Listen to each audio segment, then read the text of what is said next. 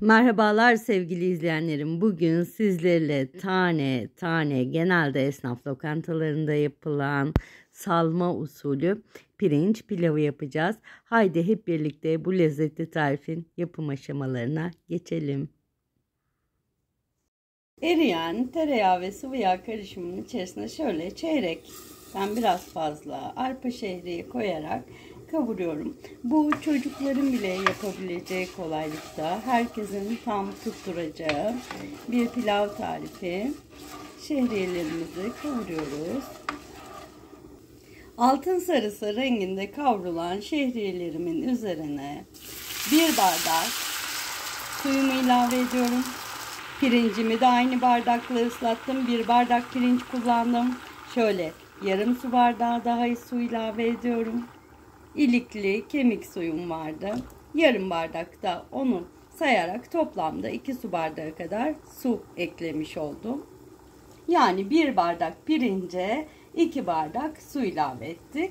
Şimdi kapağını kapatacağım. Su tam kaynayınca pirincini ilave edeceğiz. Pilavımın suyu kaynadı. Önce tuzunu ilave ediyorum. Ve tuz iyice suyun içinde erisin diye şöyle bir karıştırıyorum. Şimdi de önceden ılık suyla ıslattığımız 20 dakika kadar beklettiğimiz pirincimi pilavımın içerisine ilave ediyorum. Pirincimi de şöyle suyuyla karıştırıyorum.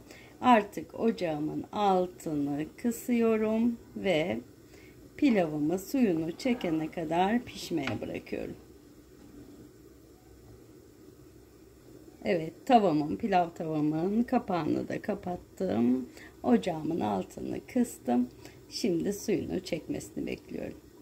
Şimdi pilavımızın üzerinde böyle minik minik gözenekler oluşmaya başladı. Şimdi 30 saniye kadar pilavımın altını yüksek ısıda açıyorum ve iyice su tanelerini çektiriyorum pilavıma. Şimdi altını tamamen kapatacağım. Pilavımın altını kapattım. Şöyle bir karıştırıyorum. Gördüğünüz üzere tane tane daha şimdiden dinlenmeden hemen üzerine bir havlu kağıt ve yarım saat kadar dinlendireceğim onu. Şimdi pilavımı bir kalıbıma dolduruyorum. Mutfağa yeni başlayan gençlere fikir olsun diye kalıptan nasıl çıkaracaklarını göstermek istiyorum. Çünkü benim çocuklarım da yeni yetişkin döneminde ve gerçekten bu aşamalarda çok zorlanıyorlar. Şöyle iyice ağız dolusu doldurduk pilavımızı kalıbımıza.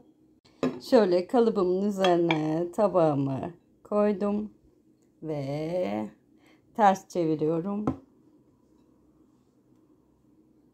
Şöyle birazcık oynattım ve kaldırdım.